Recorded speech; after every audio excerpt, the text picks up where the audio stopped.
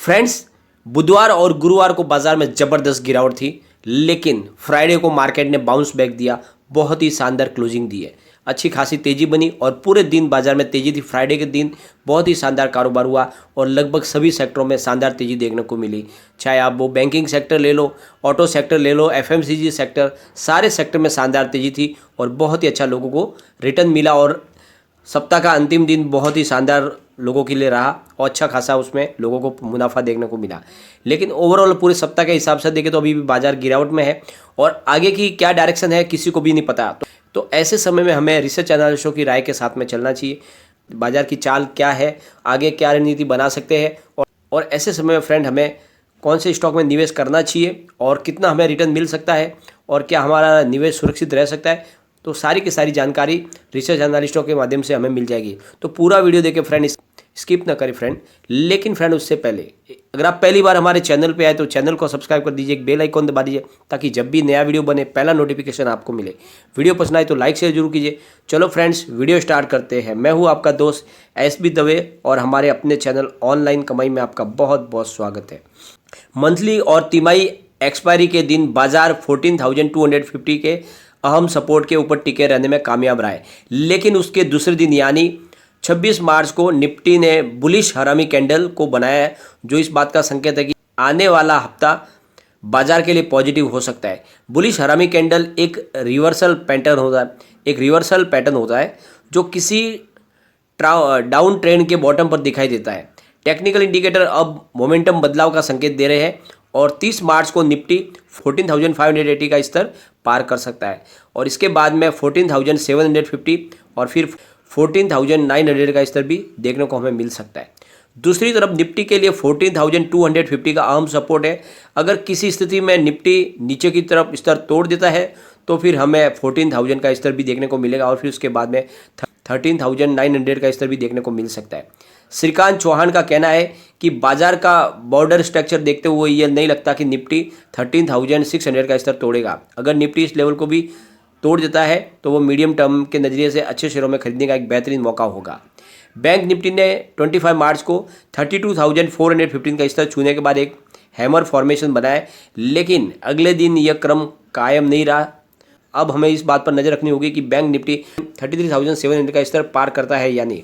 अगर bank Nifty 33,700 के ऊपर जाता है तो फिर हमें इसमें 34,700 से लेके 35,000 तक का स्तर देखने को मिल सकता है। श्रीकांत चौहान का कहना है कि अधिकतर स्टॉक अपने अहम सपोर्ट के नज़दीक है या फिर उन्होंने रिवर्सल फॉर्मेशन बना लिया है। मेटल्स और FMCG sector perform of the week थे और उम्मीद है कि आगे भी आने वाले सप्ताह में इनमें अच्छी तेज़ी देखने को मिलेगी।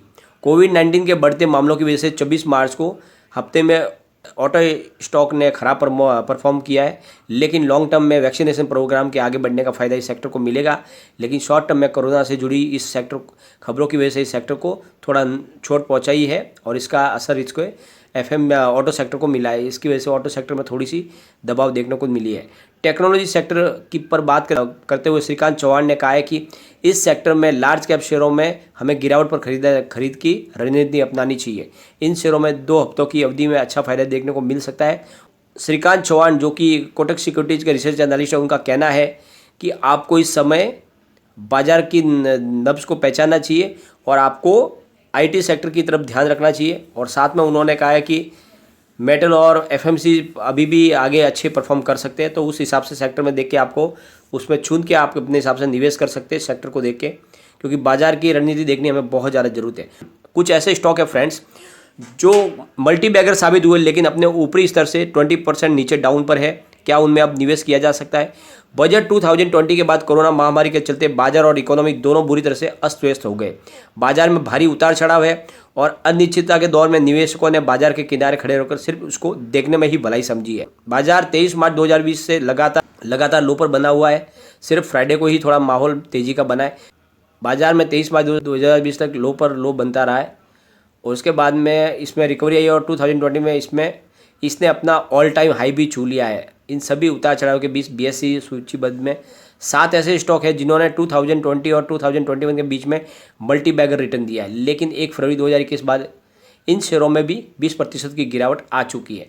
हम अपने विश्लेषण से केवल उन कंपनियों को शामिल किया जिनका मार्केट कैप 500 करोड़ रुपए से ज़्यादा है, और इस लिस्ट में Tata tele service, GTL infrastructure और वोडाफोन आइडिया जैसे शेयर हैं। सबसे पहला जो शेयर है वो है धनी सर्विस। बजट 2021 1 फरवरी 2021 के बाद इस शेयर में 39% की गिरावट देखने को मिली है। 25 मार्च 2021 को शेयर 219.80 पर आ गया था, जबकि 1 फरवरी को इसकी प्राइस 359 के स्तर पर पहुंच गई थी। या वहाँ से काफ़ी गिरावट हो चुकी है, 39% की गिरावट है। इस शेयर में 1 फरवरी 2020 से 1 फरवरी 2021 के बीच में 103% का रिटर्न देखने को मिला है। बहुत ही शानदार रैली है इस शेयर ने दिखाई है। सेकंड जो स्टॉक है वो है IFB इंडस्ट्रीज, और बजट 2021 में 1 फरवरी 2021 के बाद इस शेयर में 28% की गिरावट देखने को मिली है। 25 मार्च 2021 को इस शेयर ने 980 के स्तर पाया था। 25 मार्च 2021 को यह शेयर 980 के स्तर पर था, लेकिन 1 फरवरी को यह 1360 के स्तर तक पहुंच गया था। इस शेयर ने 1 फरवरी 2020 से 1 फरवरी 2021 के बीच में 137% की बढ़त दिखाई है।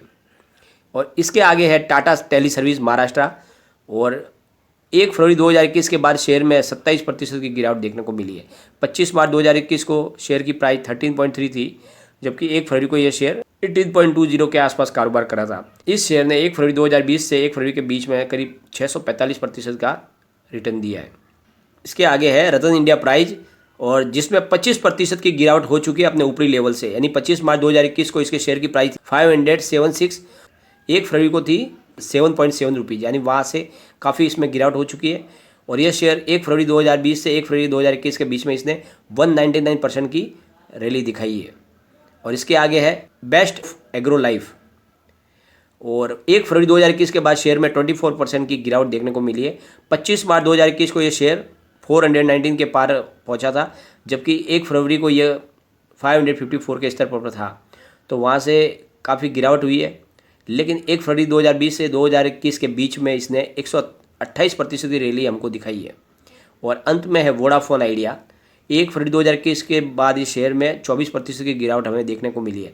25 मार्च 2021 को शेयर की प्राइस 8.92 रुपये थी, जबकि 1 फरवरी को यह शेयर 11.70 के स्तर पर कारोबार कर रहा था। इस शेयर ने 1 फरवरी 2020 से 1 फरवरी 2021 के बीच में 113% का रिटर्न दिया है। तो ये ऐसे स्टॉक है जो आगे भी दौड़ सकते हैं और शानदार आपको रिटर्न दे सकते हैं। इनमें से अच्छे स्टॉक को आप रिसर्च करके निवेश कर सकते हैं, क्योंकि ये मल्टी बैगर स्टॉक है, बहुत ही ज़्यादा आगे भी रिटर्न देने की इनमें संभावना है, लेकिन आप अपने हिसाब से निर्णय ले सकते हैं। फ्रेंड्स, अगर आप स्टॉक मार्केट में काम करना चाहते हैं तो आपके पास एक डीमैट और ट्रेडिंग अकाउंट होना चाहिए। अगर अभी तक आपने डीमैट और ट्रेडिंग अकाउंट नहीं खुलवाया तो मैंने डिस्क्रिप्शन में लिंक दी है बहुत सारे अच्छे ब्रोकर की, आप वहां पर जाके सिलेक्ट करके कारोबार शुरू कर सकते हैं। मोतीलाल ओसवाल बहुत ही पुराने और माने हुए रेपुटेड ब्रोकरेज फर्म है, वहां पर आप अपना अकाउंट खोल सकते हैं। साथ में एंजल ब्रोकिंग ऐप जो बहुत ही पुराने हैं और हिंदुस्तान के माने हुए ब्रोकर है, और उनकी तरफ से बहुत ही शानदार सर्विस प्रोवाइड की जा रही है। आपको असिस्टेंट भी प्रोवाइड किए जाते हैं जो आपको हर तरह से गाइड करते हैं। और साथ में नए ज़माने के अप स्टॉक है जो बहुत ही शानदार सर्विस प्रोवाइड कर रहे हैं। उनके चार्जेस थे, लेकिन अभी फ़िलहाल उन्होंने चार्जेस सब खत्म कर दिए, फ्री ऑफ कॉस्ट में आपको अकाउंट खोल के दे रहे। तो आप वहाँ पर जाके अपना अकाउंट खोल के उनकी सर्विस का मजा ले सकते हैं। साथ में एलिस ब्लू की तरफ से भी बहुत सारे ऑफर दिए जा रहे हैं। एडलवाइज ने भी बहुत सारी अच्छी स्कीम निकाले हुए, तो आप अपने हिसाब से अच्छा एक ब्रोकर चुन के कारोबार शुरू कर सकते हैं। लेकिन फ्रेंड, कोई भी इन्वेस्टमेंट करने से पहले अपने फाइनेंस एडवाइजर से एक बार एडवाइस ले ले या अपना खुद का रिसर्च करें, क्योंकि मैंने वीडियो आपके एजुकेशनल पर्पज़ के लिए ही बनाई। वीडियो पसंद आए तो लाइक शेयर जरूर कीजिए और चैनल को सब्सक्राइब कर दीजिए। Thank you friend.